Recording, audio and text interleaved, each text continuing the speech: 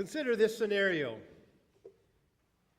As Jesus is walking in the street, he comes upon a woman about to be stoned for her sins. Being the nice guy that he is, and one who doesn't want to make waves, he too picks up a couple of nice round stones. As the people begin throwing the stones at this woman, he hesitates, because in his heart, he doesn't think this is right. But the crowd is getting larger, and the mass of stones becomes greater. He then throws his first stone, hitting the woman on her back. She, of course, gives a slight sound as the stone makes a red welt on her. He is soon clapped on the back by an admirer who likes his aim. Charged by the encouragement of the unknown person, he throws his second rock a little harder this time so that he may continue getting his acclamations from the unknown people in the crowd. Soon the woman slumps to the ground and is silent. Not having the feeling of justice anymore, the crowd soon disbands. Jesus waits a few moments, considering his actions. Then he too turns and walks away. If I'll hear the John 8, verses 1 and following. Consider this. A vain emperor who cares nothing about except wearing and displaying clothes hires two swindlers who promise him the finest, best suit of clothes from a fabric invisible to anyone who's unfit for his position or hopelessly stupid. You remember the story, don't you? The emperor's ministers cannot see the clothing themselves, but pretend that they can for fear of appearing unfit for their positions, and the emperor does the same. Finally, the swindlers report that the suit is finished. They mime dressing him, and the emperor marches in procession before his subjects. The townsfolk play along with the pretense, not wanting to appear unfit for their positions or stupid. Then a child in the crowd, too young to understand the desirability of keeping up the pretenses, blurts out that the emperor is wearing nothing at all, and the cry is taken up by others. The emperor cringes, suspecting the assertion is true, but continues the procession. You've all heard that story before, right? Who would ever thought it would come into a sermon? Well, I'm sure it has at some point. The emperor with no clothes. The boy points it out.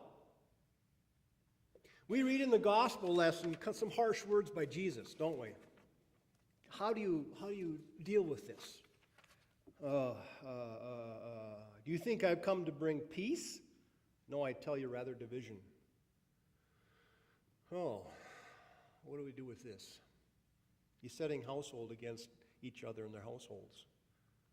How can we claim Jesus to be the Prince of Peace when we read something like this? This is tough stuff.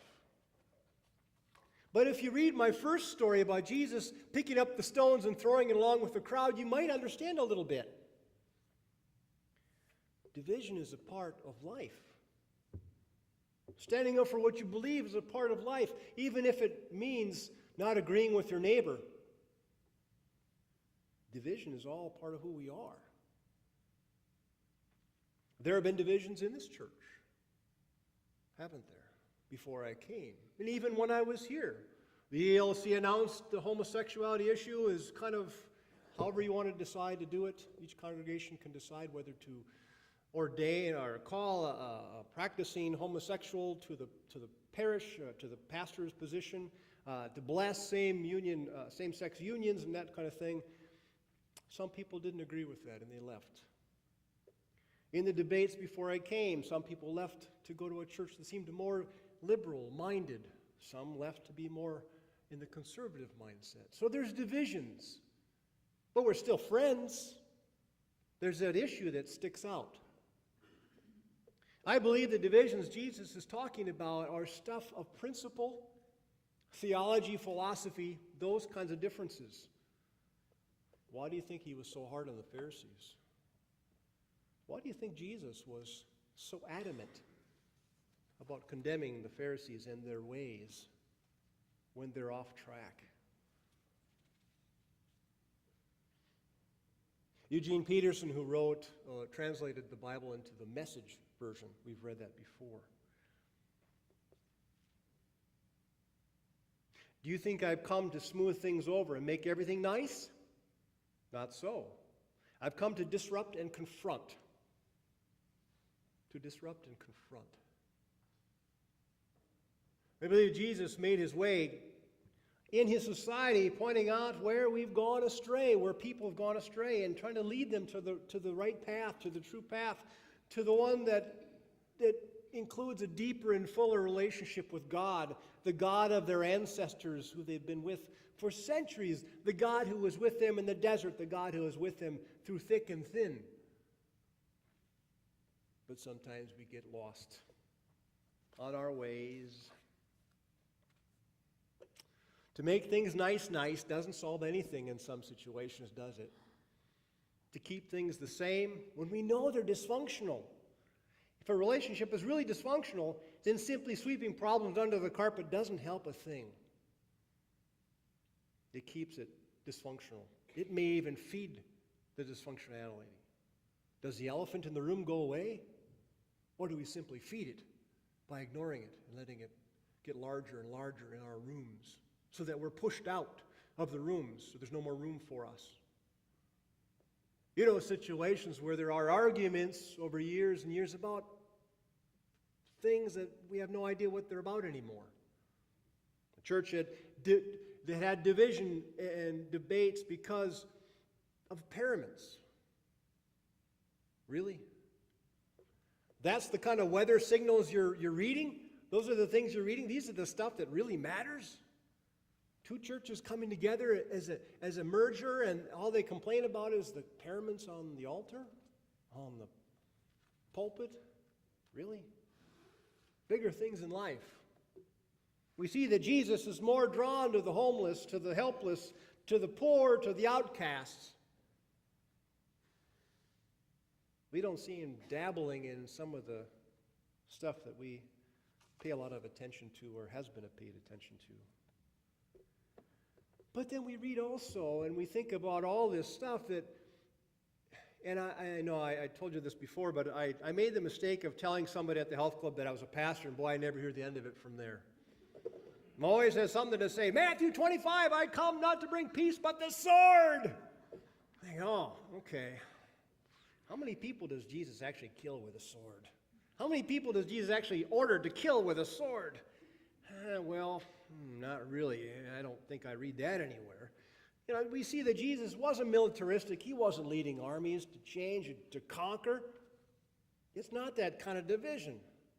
He said this is what we should focus on. Read the Beatitudes. Read some of these other things I talk about in my teachings. They're not about overthrowing governments with military power or military might. He's confronting the moral codes, the ethical codes, cleanliness codes, and theological understandings of his time, because they're way off base. Unlike today, right? We're right on track for the most part. Well, I'm not always on track, and I can assure you that I know others aren't either, all the time.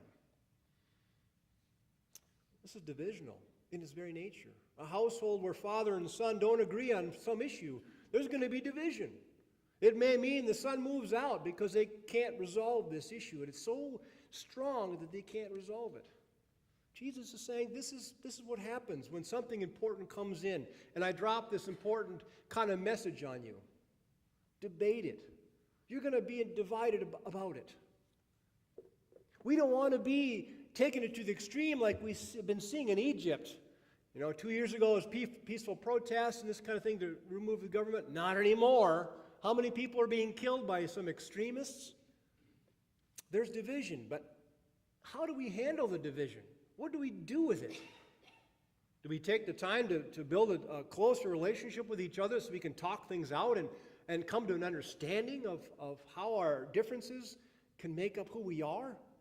Is there room to grow? Is there room to change? Is there room to allow the other person a voice, to be heard? What are we arguing about? What are we divided about? I think that's what we struggle with all the time. What are the things really, really matter in our lives? Some good things have happened. Some good things have happened, and I see this continuing to happen in some good ways. You know, we have our first African-American president. That's a big step for us. Some of the divisions are starting to blur.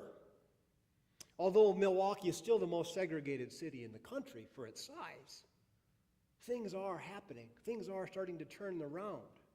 We see now a pope who doesn't care so much about pomp and circumstance, but walking with the poor and kissing women's feet as he washes their feet on Maundy, Thursday, talking with kids and relating and saying, I'm not here to judge. Who am I to judge? We're seeing for the first time a changing of the guard of the old guys club in the ELCA. We finally have a woman in there now. Very competent woman. Things do change. And they change for good.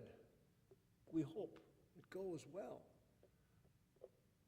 Our hearts are becoming softer to the love of God in our hearts. Because we can see some differences when we look at things. When we really take the time to focus on what's really important in our lives. The last couple weeks I've been getting phone calls from a woman who calls herself Jennifer. She and her 5 kids and husband are homeless, without jobs. Her husband lost his job as a construction worker. Construction company was bought out and, oh well, they're on your own now. Struggling to find jobs and whatever they can, both husband and wife. Calling churches for aid, calling in services in Waukesha for aid.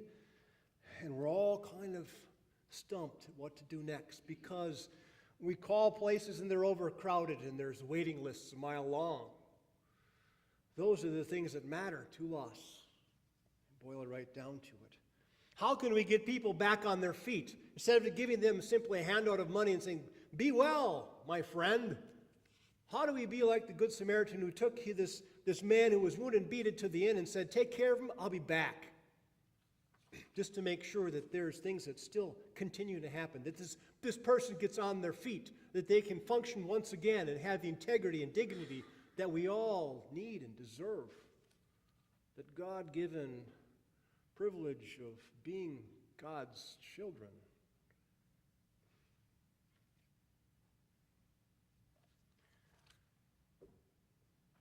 What might our personal and congregational lives look like if we took Jesus' words more seriously at home, work, school, in our communities? Jesus' words, you know the ones, you've heard them before. Help the poor, the oppressed, the imprisoned, the orphans, the widows, the outcasts. How might the community, how might our lives change? How might we grow in deeper relationship with God when we really consider these things? We take time out of our frantic, busy lives to build. To build not necessarily building and physical buildings, but build relationships. Those things that Jesus took so much time to do, homeless as he was, going from home to home, being supported mainly by women and others on his journey. There are good things that come about. Good things we can't see. Good things that are at the heart of who God is. Connections made. Relationships built. What are the words of hope in this gospel story? You've heard some of mine. When you look back on that, on these verses, see where God takes your heart. How might you read the gospel differently? How might you read how God is through these scriptures now as we think about him? How might we bring this division to an everlasting peace of relationship, of God-ordained time? Amen.